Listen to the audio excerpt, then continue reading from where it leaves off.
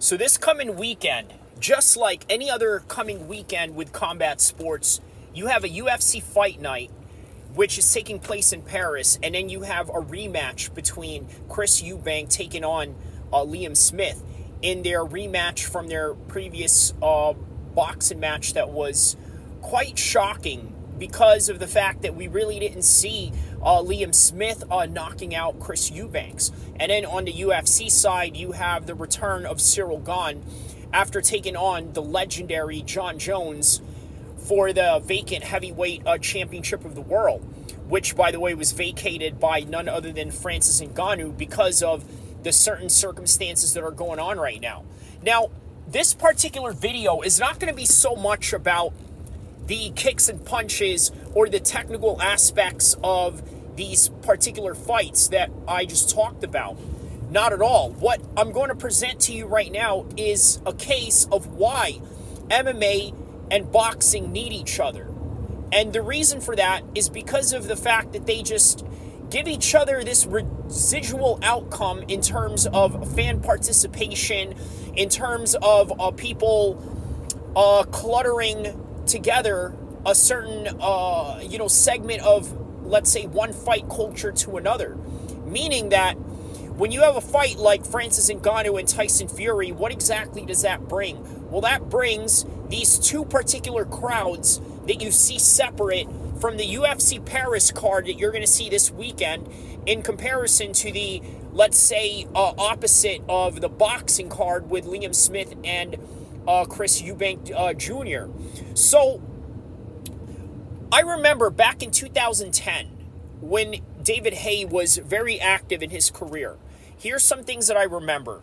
Within that same era, while that was going on, Georges St-Pierre was dominating the UFC landscape, especially at the 170-pound division, just before he won his 185 championship years later after coming out of retirement against none other than Michael Bisping in 2017. But prior to that, in that era, where Georges St-Pierre, Anderson Silva, Jose Aldo, Frankie Edgar, and Cain Velasquez, all those guys that were world champions during that time, even Brock Lesnar just before Cain Velasquez.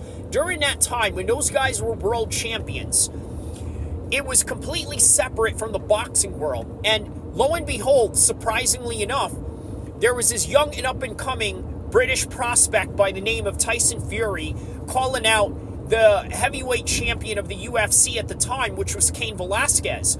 And as you guys know, with Cain Velasquez, shout-outs to him with the crazy case that he has going on right now. One of the things that he has going on, he basically shot at a guy that tried to violate one of his kids in a daycare center. So he went to jail and did, I guess, a little bit of some prison time, but then got out and then still has a trial going on. But nonetheless, let me tell you why that's significant. I had noticed that there was an overwhelming support of the MMA community towards Cain Velasquez, because why would you not? This is one of the most universal things that you can deal with as a father and as a parent. Being scared and being upset at your child. I mean, look, undescribable words to say. You know about the Cain Velasquez case. It's very hard for me to repeat some of the things that have happened here. But nonetheless, you got to understand, this is a universal thing, and the whole MMA community was right behind it. Guess who else was also behind it? People in the boxing community. And this is what I mean when I say that there is a great residual effect in having MMA and boxing come together in this particular way where they need each other. They need each other in promotions. One aspect of that, you could remember, they're already doing ESPN boxing cards while mixing in, let's say, commercials or advertisements for up-and-coming MMA fights, or in particular the UFC, maybe even the PFL. Obviously, if you're dealing with ESPN and that particular conglomerate, all those things are within that same circle of things with the PFL, UFC, and Top Rank Boxing and all the other boxing that they have within that network, right? So there's this great crossover effect. And then if you remember back in the days when Joe Rogan did that debate with Lou DiBella, the famous boxing promoter, Lou DiBella. They had this debate on ESPN talking about whether UFC is better than boxing or this and that. Well, now fast forward to 2023 and 2024, that isn't so much of the conversation anymore, right? Because even though it's great that you have these two sports that are literally holding each other accountable, right? What's great about that also is that now it's not really about which sport is better, because let's be honest, when it comes to a street fight and when it comes to an unarmed combat, it just so happens that mixed martial arts happens to be the better sport to learn and the better sport to perfect in those types of situations. Now with boxing, it's great. It's very niche. You got to have a certain amount of time that you work on your hands in ways that you don't in MMA, because you're doing other things. So you become an expert in punching. So it has its own niche profession. It has its own unique mastery that you have to obtain for a certain amount of years. Whereas with MMA, you have to be a jack of all trades. Okay, so we understand that. But the thing that you have to understand with the boxing and MMA coming together into modern times is that you now understand how great they are at promoting each other and also keeping each other in check, keeping each other in what you would say accountability of some sort. Well, let me give you an example. We all know Ryan Garcia and Tank Davis fought this year. This is also the same year that Terrence Crawford took on Errol Spence. Finally, after years and years of negotiation, it finally happened. Now, it's speculatory for me to say this, very opinion-based, but I am under the impression that the reason why these big boxing match happened was because of the influence in MMA.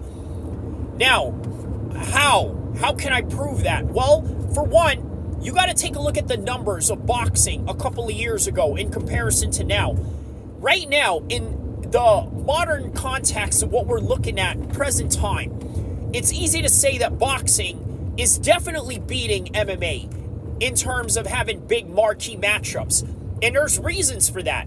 For one, the UFC has this ESPN deal in which they have to constantly pump out content. And what that means is that lowering a little bit of the quality of the cards that you see every week, right? So this week, you got a decent card with Spivak taking on Cyril Gane. That's a decent card. But what about all these other Apex cards that have happened and that are going to happen? And these fights that seem meaningless in terms of when they happen, great, you see a couple of highlights, you see a couple of good knockouts, you see a couple of good submissions, but then after a couple of days, it becomes unrecognizable. It's Fight Night Vegas, something with a number attached to it, and the other ones are Fight Night Jacksonville, or in this case, Paris, or Singapore. Now they're on the road, right? And then you have UFC 293, which is taking place in Sydney, Australia. So that's something a little bit more recognizable, something that gives a little bit more of its unique quality, being that it's a championship fight. You got two big names involved in it. But other than that, the rest of the cards are quite lackluster in the way that you just forget about them easily with no memory to them. You seen Jared Cannonier versus Sean Strickland in the Apex card, but you forgot about it. You know about it because you know that Sean Strickland got to the position where he's at right now because of all these fights that he's taken, whether winning or losing, and then here we are. But other than that, you don't remember any of the undercards or any of the co-main events. And this is talking to also the hardcore guys who know all the fights, who study all the fights, who break down every single aspect of the game, right? But the problem is you don't remember who these guys are because that's just the way that it is. So because of that, it's taking a little bit of a backseat when it comes to quality. But when it comes to boxing, over the years, they've just been taking L's against MMA when it came to, let's say, the pay-per-views. Remember the Canelo versus Kovalev fight? What do you remember about that? Well, here's one of the things that I remember about that. That was the same night that the BMF title was first introduced, when you had Nate Diaz taking on Jorge Masvidal. And guess what? They had to wait for that fight to finish before Sergey Kovalev and Canelo could walk out to the ring out in Vegas. So this was a fight going on in Las Vegas, and in that same night it was a Madison Square Garden card in UFC 244 with Jorge Masvidal and Nate Diaz. They waited for Jorge Masvidal and Nate Diaz to finish, and yet some people have the audacity to call Jorge Masvidal a journeyman, and Nate Diaz as well. There's people that call him that. I mean, some of my favorite fighters and guys that I've trained with have called him that. That's an observation and opinion that they wish to have. Okay, but that night of November of 2019, who was a journeyman that night when it came to Jorge Masvidal and Nate Diaz? Certainly not them, because they got presidential treatment to the point where the sitting president at the time, which was Donald Trump, came to that fight. And by the way, interestingly enough, some stories that came out where people's cell phone information got wiped out because the Secret Service was trying to hold a tight security for that Madison Square Garden card. But that's neither here or there. Just thought it was an interesting fact to bring up. But that is one of the things you got to understand. Boxing has been taking L's from MMA for a long time until recently. And what was the formula for them to beat out MMA in that particular concept? Well, you got to understand they had to bring the big key matchups. So I think the promoters, the investors, and everybody that was involved was pressured into making these fights. And then comes the Saudi Arabian government that's coming into boxing, giving everybody money in terms of just trying to get these fights going. The Skills Challenge. What an amazing name for a promotion coming from one of the most brutal regimes in the world, according to many journalists and many of the journalists that have suffered the wrath of the Saudi government, and in particular Khashoggi. That's neither here or there. The point of the matter is, when it comes to the Saudis, calling their promotion Skills Challenge is very appropriate. And why is that? Because what they are trying to do is they're trying to invest into fights that everybody wants to see. So this is why they wanted to create a card with Anthony Joshua and Deontay Wilder as the co-headline, whereas you have the headline with Usyk and Tyson Fury on top of the bill. All in the same card, all four guys in the same card. Probably some concept that is completely unheard of in boxing. Unless, of course, it's two guys that are part of the same promotion. Let's say they're two Matchroom guys, or they are two top-ranked guys, or maybe they're just guys that are coming up. You look at Tank Davis, he was in the undercard of the McGregor and Mayweather fight. And now you look at how that catapulted him. Well, guess what?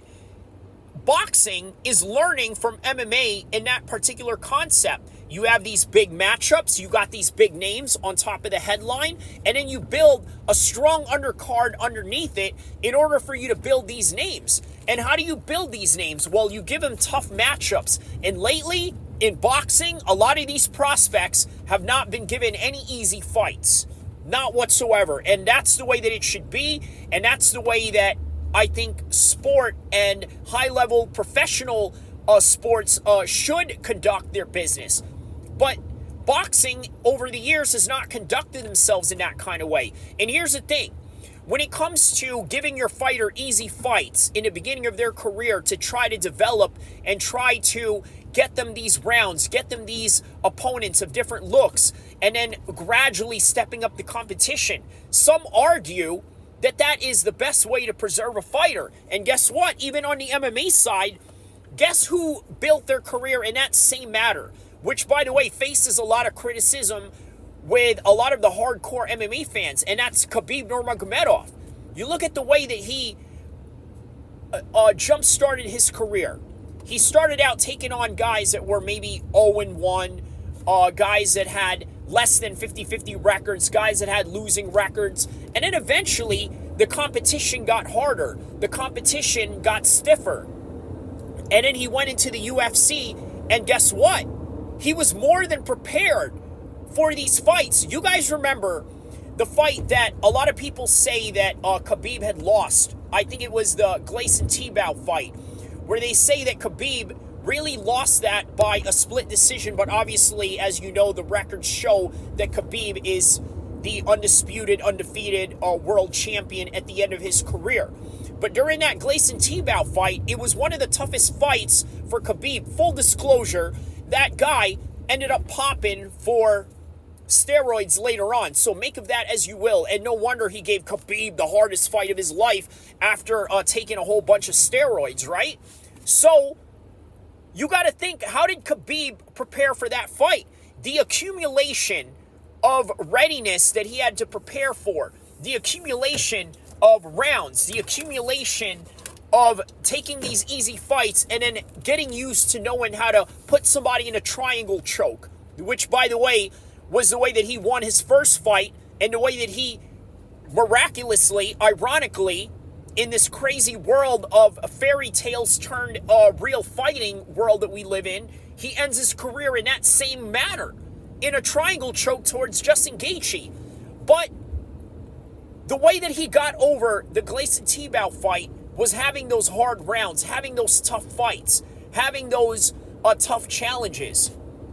And you could say that Alexander Usyk sort of had that same treatment when he came into the heavyweight division taking on Derek Chisora. And you look at how that helped him in the Anthony Joshua fight in terms of how he was able to become the unified world champion. Because in order for him to be undisputed, he has to go and fight Tyson Fury. But nonetheless, look at the plan that they have going on with that. They want to get Francis Ngannou to fight Tyson Fury, and a lot of people are already projecting straight away that Tyson Fury is going to win that. My goodness, what a crazy turn of events if these people are wrong. Because if there's anybody that can put the lights out of Tyson Fury, it's Francis Ngannou. And I understand it's boxing, it's a different realm, it's a different sort of style, a different sort of discipline. On top of that, a different sort of rhythm that you have to deal with. So, fair enough. But the bottom line is that they're projecting Tyson Fury to win, so they're projecting him to fight Usyk later down the road. And that's kind of what they're doing with the UFC. They've always had these long-term plans. And let me tell you a little bit of some long-term plans that the UFC has going on. I saw this on the Jesse on Fire video the other day, so I want to give credit to him for being able to come up with this concept. So you got Sean Strickland taking on Israel Adesanya. Just like the Tyson Fury and Ngannou fight, you know that, or at least you think you know, that Israel Adesanya is going to have an easy fight in that one and he's going to take the win. Because what they want to do is set that up for the Dricus du Plessis fight, another big fight, another big marquee matchup that the UFC can make. And then when that's done, when they collected the big money that they made out of that controversial fight with a white South African claiming to be the one from Africa, opposed to, let's say, a Nigerian Western-raised champion in Israel Adesanya, they're going to take that money and they're going to create another matchup for Israel Adesanya because he's already beaten a lot of these guys in the 185 division and is losing a lot of challenges and is not really getting any challenges left in his resume. So what do? Well, the guy that he just beat for the world title and a guy that beat him for the world title, which is Alex Pereira, guess what he does? He goes and moves up at the 205 division. He gets a win over Jan. And he got a win over Jan in a way that, well, Israel Adesanya couldn't do that because we all saw what happened during the pandemic era when they were fighting behind closed doors in the Apex Center and what happened with Israel Adesanya. He lost to Jan Blachowicz, only for Alex Pereira to come back and beat him. And by the way, as I got cut off in that last video with the early predictions of Israel Adesanya and Sean Strickland, I had mentioned something to the effect that the best way to gauge what's going to happen with Sean Strickland is look at the fight that he had with Alex Pereira. Because Alex Pereira is 50-50 with Israel Adesanya and has proven that. They are both very even with each other in ways that these guys are capable of knocking each other out. These guys are capable of going to a decision with each other. And lo and behold, it's not far-fetched to say that these two fighters are each other's equal match and each other's formidable rival in every sense of the word. So guess what? They want to get Alex Pereira to fight Jiri later down the road, who, by the way, was the guy that was supposed to be the undisputed champion, but just like Jamal Hill went and vacated his belt. So now they're going to set up for the 205 in a trilogy matchup within the UFC. A trilogy that has happened within less than a span of a couple of years. And now they're already having a trilogy for the second time in which Israel Adesanya is going for the double championship as the 185 champion. And then they're going to create even bigger money of that. And that's what they're trying to do. Those are the plans that they're trying to make. But obviously we know that plans can get ruined because we wanted to see Anthony Joshua and Deontay Wilder take on each other until there was this Mexican from California that went and upsetted the whole entire thing. And now, not only is that Californian in Andy Ruiz a big name, but now he's now part of this mix of these heavyweights within this era. Because before it was just a couple of guys that they always talk about. Now there's a whole bunch of other guys that's in the mix. So that's one thing you could say about boxing in comparison to the UFC's heavyweight division right now.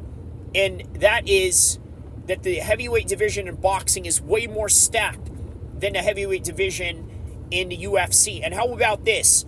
You look at the UFC 295 heavyweight championship matchup with Jon Jones and Stipe Miocic. It's almost like we think that Jon Jones is going to come in here and slaughter Stipe, right? So I'm sort of under that impression too, if you really want my opinion on it. And I don't think that is breaking news for anybody because a lot of people, I'm sure, truly share this opinion that Jon Jones is just going to steamroll right through Stipe. And guess what? Let's make this even more interesting. The UFC brings in none other than Sergey Pavlovich, who's going to be the backup fighter for Stipe or Jon Jones if and when any of them have to fall out for any types of injuries. So let's say it is Sergey that gets the title shot because for whatever reason in this crazy world of MMA and combat sports and injury-prone athletes, he gets pulled out of the fight and then Sergey comes in. This is an even more compelling matchup.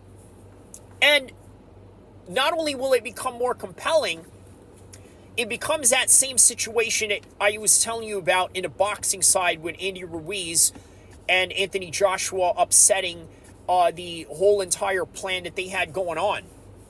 So this is the plan that they have going on in MMA when it comes to Alex Pereira and Israel Adesanya.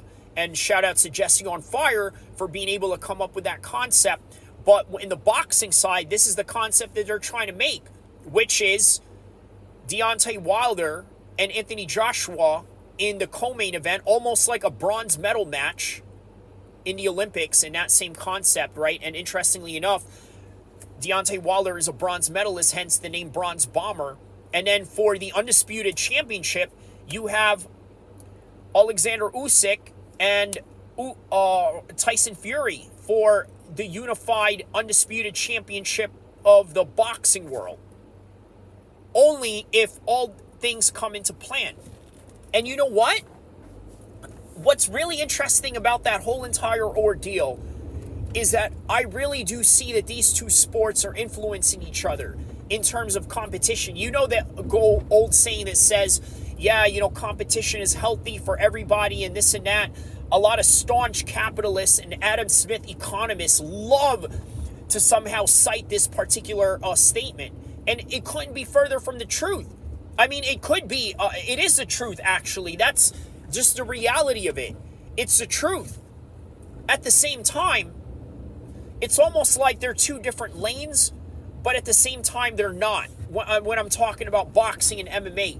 And it's almost become like the same culture, but yet the only difference is the rule set that you're going to fight with on the night of your competition.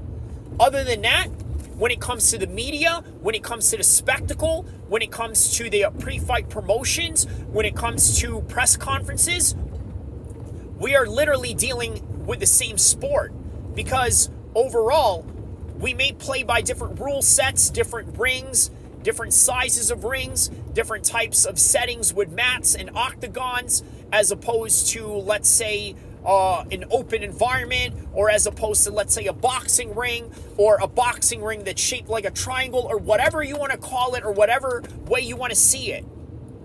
It's all the same sport before the actual fight actually happens. That's one of the beauties about it. So let's get to UFC Paris and Eubank versus Liam Smith. This is the way I see this fight. I think that Cyril Gane is going to have a decision in this fight. I also think that Chris Eubank is going to win by decision, because he's going to come out a lot more methodical, a lot more strategic. And by the way, how about this?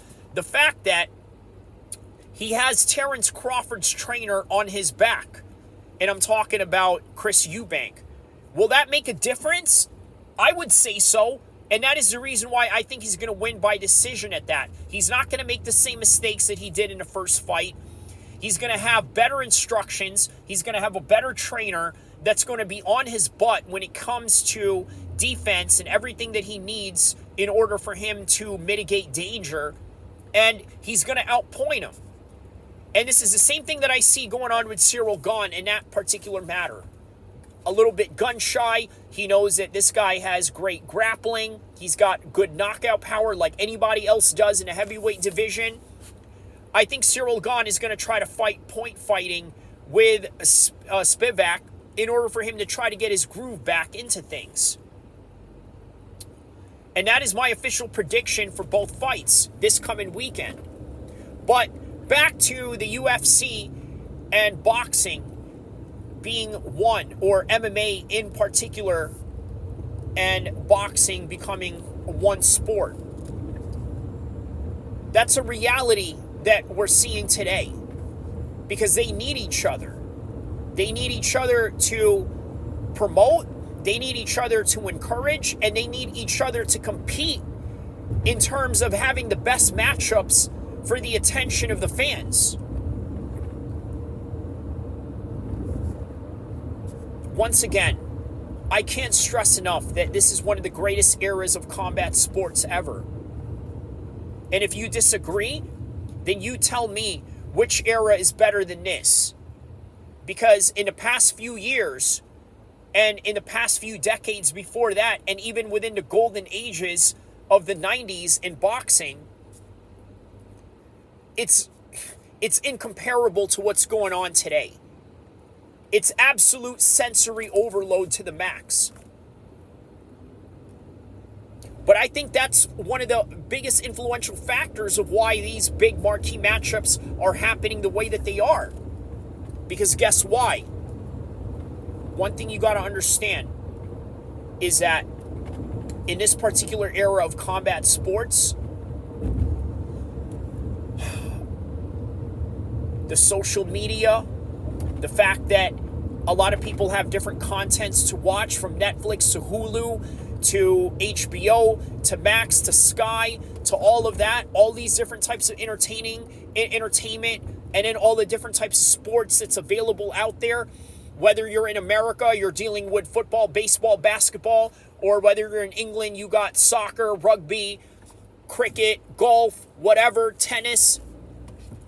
You got to compete for all of them, and this is the reason why combat sports is as great as it is today, and even better in the golden eras of whatever era that you say was the best ever.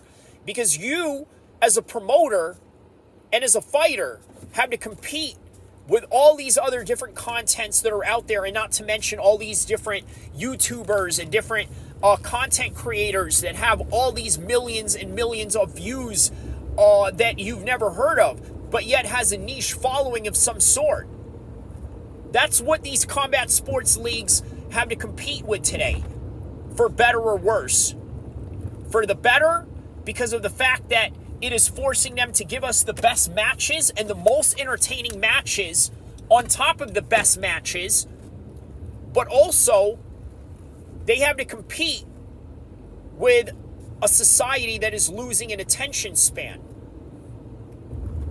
So, for the worse, because of that same attention span that people have, they're just not going to have enough bandwidth to watch all of these things. And then, just like all these UFC Apex cards that I just mentioned, they just get lost in the shuffle, forgotten.